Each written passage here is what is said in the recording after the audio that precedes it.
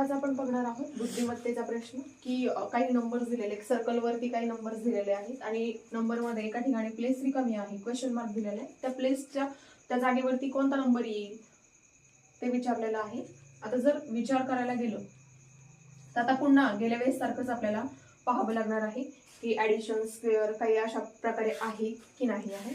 मग आता जर आपण हे पाहिलं 27 आणि 30 हे जर घेतलं आणि यांची ऍडिशन केली तर ऍडिशन येते 40.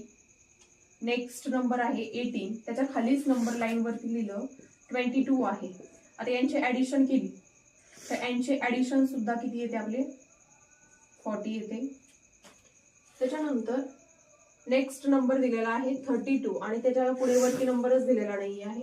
आणि लास्ट आहे 9 + 31, यांची ऍडिशन सुद्धा किती येते 40. मग आता आपल्याला असा नंबर शोधावा लागणार आहे इथे की त्याला 32 मध्ये जर आपण ऍड केलं असता आपलं आन्सर किती आलं पाहिजे 40 आलं पाहिजे. तर मग ऑब्वियस आहे की जर 32 मध्ये आपण 8 ऍड केलं तर आपला क्वेश्चन किती आन्सर किती येईल 40 आन्सर येईल. ऑप्शन नंबर फर्स्ट इथे येईल.